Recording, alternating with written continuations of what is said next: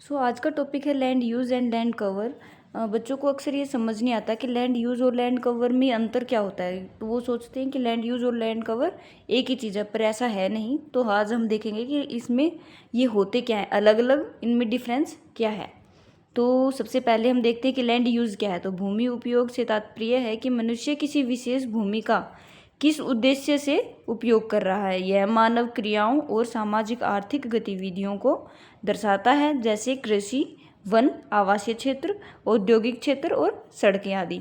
तो सिंपल बात यह है कि लैंड यूज़ जो है वो मनुष्य से संबंधित है कि मनुष्य कैसे भूमि का उपयोग करता है, जबकि लैंड कवर क्या है, जो भौगोलिक रूप से, प्राकृतिक रूप से वो कैसे ही उसका यूज़ हो रहा है। जैसे कि वन, लैंड यूज़ में क्या होगा, कृषि, वन, आवासीय क्षेत्र, जबकि लैंड कवर में प्राकृतिक तौर पर जहाँ पे वनस्पति आ जाती हैं, जो प्रकृति उसका इस्तेमाल कैसे करती है, वो समझ रहे हो।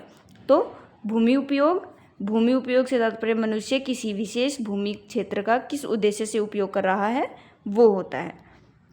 जैसे कि कृषि भूमि, शहरी क्षेत्र, औद्योगिक क्षेत्र, बागवानी भूमि इत्यादि। जबकि भूमि आवरण क्या है या लैंड कवर क्या है, तो भूमि आवरण का आशय है धरातल पर वास्तव में क्या मौजूद है। यह प्राकृतिक और भौगोलिक विशेषताओं का प्रतिनिधित्व करता है। समझ गए। वो क्या है, मानव उस पे क्या कर रहा है, जबकि ये प्राकृतिक तौर पर भौगोलिक विशेषताएं क्या है उस भूमि की। जैसे कि किसी क्षेत्र पे वन है, जल है, बर्फ है, रेगिस्तान है, घास क्षेत्र इत्यादि। तो ये प्राकृतिक और वो मानव के द्वारा उसका उपयोग कैसे हो रहा है वो।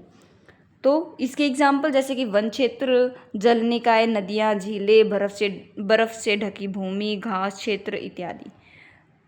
तो अगर मैं एक एक लाइन में आपको समझाना चाहूँ कि इनमें क्या अंतर है, तो लैंड यूज़ जो है यानी कि भूमि उपयोग मानव द्वारा भूमि का उपयोग दर्शाता है, जबकि भूमि आवरण यानी कि लैंड कवर धरती की सतह पर मौजूद भौतिक वस्तुओं का वर्णन करता है।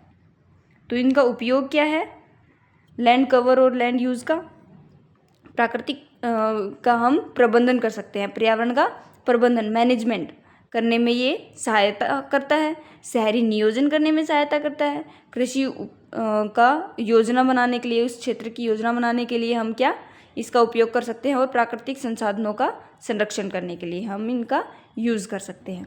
तो ये बहुत ही छोटा और सिंपल टॉपिक था। उम्मीद करती हूँ आपको समझ आया होगा।